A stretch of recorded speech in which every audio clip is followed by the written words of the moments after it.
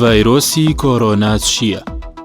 ئەنفلۆنزای کۆرۆنا ناسراو بە ئینڤیکەیشن ئا کۆرۆنا ڤایرۆس نەخۆشیەکی ڤایرۆسی توندە تووشی کۆئەندامی هەناسەی مرۆڤ دەبێت لە گشت تەمەنەکان بە تایبەت بە ساڵاتچوان و ئەوانەی نەخۆشی درێژخایانیان هەیە. کۆرۆنا واتە تاج چونکە لە ژێر وردبیندا بە شێوەی تاج دەردەکەوێت. مرۆڤ تووشی هەوکردنی هەناسەی توند دەکات. لە ئاژەڵدا تووشی کۆئەندامەکانی هەناسە دەمار هەرس دەبێت. هەندێک بیردۆز هەیە دەڵێت ئەم ڤایرۆسە لە وشترەوە گواستراوەتەوە بۆ مرۆڤ. مەترسیەکانی ڤایرۆسی کۆرۆنا تا ئێستا چارەسەری نییە و ڤایرۆسێکی نوێیە کە هەندێک باوەڕیان وایە تازە سەری هەڵداوە و هەندێکیش باوەڕیان وایە تازەیی دروست کراوە.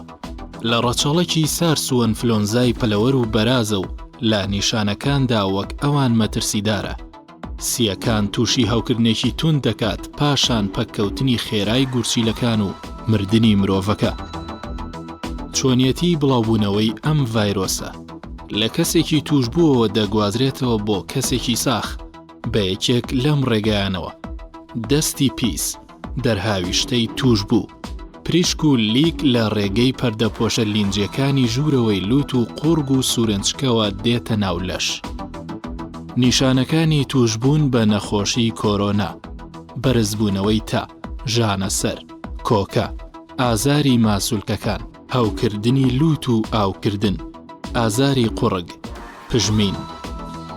چارەسەری جۆرە چارەسەرێکی تایبەتی تا ئێستا بۆ نەدۆزراوەتەوە و تەنها حەسانەوەیە و نەخۆش لە خۆیەوە چاک دەبێتەوە یان گیان لە دەست ئەدات و نیشانەکانیشی بە دەرمانە باوەکان چارەسەر دەکرێن.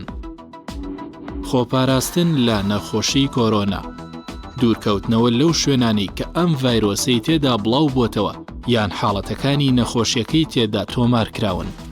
بەکارهێنانی دەمامک، بەکارهێنانی کلینێکس، شۆردنی دەست بە شامپۆی تایبەتی دەست شۆردن.